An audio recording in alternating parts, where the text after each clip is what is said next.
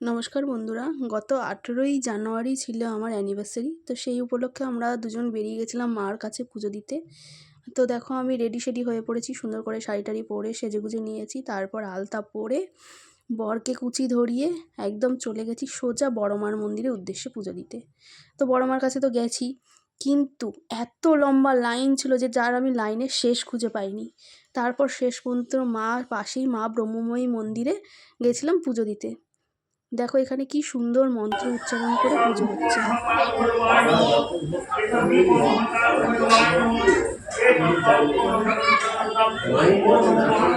তারপরেই আমি চলে গেলাম ব্রাহ্মণের কাছে। ওখানে গিয়ে নাম গোত্র ধরে সুন্দর করে পুজো দিলাম।